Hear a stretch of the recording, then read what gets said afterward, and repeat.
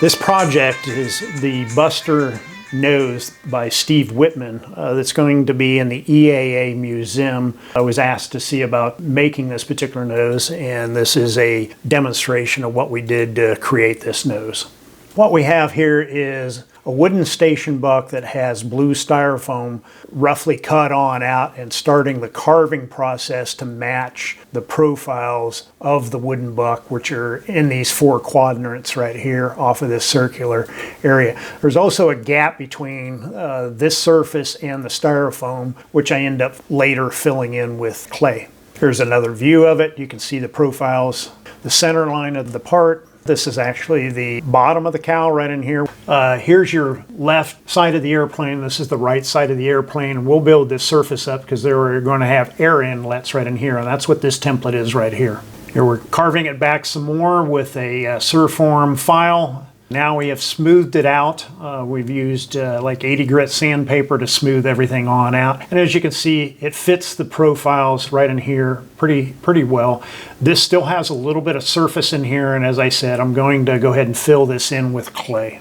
Okay, this is Chavant clay. I heat it up to about 135 degrees in a bun warmer. You can do it also with a microwave. And I'm building up the surface up to the plywood here and building up the nostrils for the air intake. You can see all these what look like chocolate shavings. That's basically taking a tool and shaving the lumps and bumps off and trying to refine somewhat of the surface. And then we'll keep packing in around these various voids and keep refining the surface. What I have here is a height gauge off of the surface, and that's marking off the height of the nostril. This is the pattern that will fit inside the opening right in here. So I can carve this back level from right to left. Now I've carved the surface back. Now I'm starting to refine the inside profiles. As you can see, the nostrils of the nose is getting much more refined. And as you can see, there is a transition in this surface right in here, approximately 3/4 of an inch, 5/8 of an inch off of this surface right in here and blends here. This is where your propeller comes through. This is the top of the cowl. This is the bottom of the cowl. Now I have a metal template sitting in the nostril held in with some weights. And now I am making the folds in the plastic pattern here to determine how much material needs to be taken out of, either by shrinking, which is what I'm going to do on this side. This area right in here is too much to actually shrink, so I'm actually going to cut a pie section out of this and weld it together. Okay, what I have here is more Sharpie marker to define on the plastic pattern where the nostril is and where the transition is to the next surface, and is where all the puckers and where the material needs to be gathered together. Here's the plastic pattern laid out. You can see the pie section that has been cut out, and even the relief right in here to get it to fit around the nostril. And you can see the amount of material that actually needs to be shrunk. We'll do that on the power hammer. And this is what it looks like after you've laid that plastic pattern out. Here it is, taking that particular piece and actually running it through the shrink tuck that's created by the power hammer dies. And the right side here has been shrunk. We'll go to the left side. Now you have a double curvature shot, and then you will see the area that needs to be cut out. Here we are smoothing up some of those wrinkles in the air planishing hammer. We've also stretched this flange to get it to fit to the buck so that we have sufficient overlap in a 4-piece nose bowl. Here we are doing some more shrinking and getting it to fit, and as you can see, we have a fair amount of overlap for our weld seam. We have a circle drawn right in here as to where I need to actually stretch the metal thinner, whereas this area is actually shrunk to get it to fit to the station buck.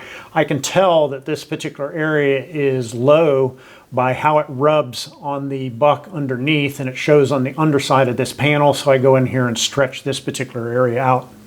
Here we are refining that surface some more with, in this case, the linear stretch die, and continue to keep fitting it to the buck. Now the surface is continuing getting better and better and fitting better and better. Now you can kind of see the refinement of the nostril and how the panel's coming together, and I'm trying to work the panels together where I can actually create the weld seam. Of course, we've got the nostril laid out, and now I'm cutting the inside holes to relieve it, and I will stretch that flange Here's the holes. This will be cut out. This is the extra material that will be wrapped around a wire for the reinforcement of the nostril. I'm also putting the plastic pattern and re-verifying what I have. Now we have the right and left nostril panels made. This is earlier in the beginning here. Now I'm making the bottom portion of the cowl, which you can see where the puckers are. Here's your center line. Then it wraps around to the front that has that transition. And there we have the front, top and bottom panels with these pleats where the material is being shrunk. And here I'm using the linear stretch die to form the flange. That's this particular flange. And then the shrinking die being able to shrink this particular material, as you saw the puckers in the plastic pattern. And here again, more shrinking in the power hammer. There's the pleats all the way up to this particular line. We'll keep doing that, as you can see, with all these various pleats. We basically take a number of inches out of the circumference. It's like tightening your belt to get your pants to fit to your hips. Right here, I am stair-stepping the amount of shrinks. The top line right up in here is the second batch of shrinks. The other shrinks were all the way up to the disc. 1, 2, 3 layers, and we'll continue that like 4, 5, and 6. As far as stair-stepping, this area right in here, just like a coffee filter, at the very top edge will have the most material shrunk out of it. The least amount will be up here at the bottom of the coffee filter, or in this case, the cowl panel. Linear stretch die, now clamping it, and in this particular case, I did create some clamping areas on this buck. Since it is 1/4-inch plywood, I ended up gluing on some wooden blocks that I could actually use the clamps here and clamping it to the buck to get it to fit. And I'll keep refining that fit up and being able to clamp it on. Here you can kind of see the difference between the plastic pattern and the final part. Now the pieces are roughly made. Now I'll keep refining the fit up between all these pieces to the buck and then start trimming the panels and start fitting those pieces together. Here's the flat portion of the top. You can see the flange, and we go about getting this thing shrunk right in here and stretched to get it to fit to the buck. Here it is from the flat. And this area right in here has been linear stretched, and this has been shrunk. That's where with your plastic pattern you determine where you need to stretch it, where you need to shrink it. In this particular case, I'm just putting form into it. I'm not actually changing the thickness of the material. And then we clamp it together to keep refining the fit up. Now this is a stage where I'm starting to work towards how I'm going to weld it. In this case, I'm holding it together with clecos and some clamps, and I'm refining that fit up. As you can see, now I castellate, and my actual weld seam is going to be down here. I'm going to cut these tabs off after I get this thing tacked together. And there you can see a tack in between those. And I'll keep putting tacks in and keep refining that fit up as I weld the pieces together. And here we have the side seam has been tack welded, and the nostril has been welded right up and around here. There we have a weld. We grind and metal finish the welds out. Now this is the actual nostril. Here's the wire forms in the template, and there's the wire form set on the actual nostril, and then we'll start tipping that flange. I use a linear stretch die on the anvil here and stretch the edge. And then once I get it at least up to 90, then I start the wrapping process with the wire in place. Here it is with the wire ready to start folding it over. And then you carefully go in with a hammer and actually close it up. And as you can see, there it is wrapped around the wire. And we do that on both nostrils. And then you do a little bit of sanding and polishing to kind of clean it on up. Now, right and left nostrils are clecoed to the top and bottom central piece. Here again, more of the tabs and setting up an area for tack welding and welding it together. And we grind and metal finish those welds out. There, some of the welds have been ground back. Then we'll hammer and dolly those. Keep refining those welds. In this case, we did this with Heliarc.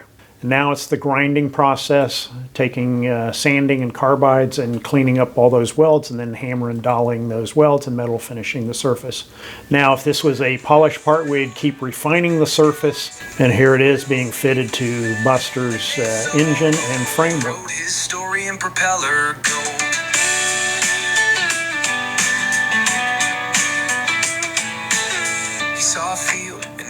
soar. Oshkosh became so much more. EAA in the summer light.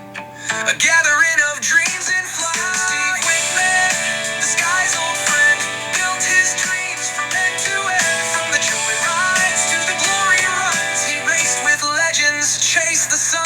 With its wings and a pilot's thrill, he bent the sky to his will. Steve Wittman, with a heart so bold, wrote a story in propeller gold.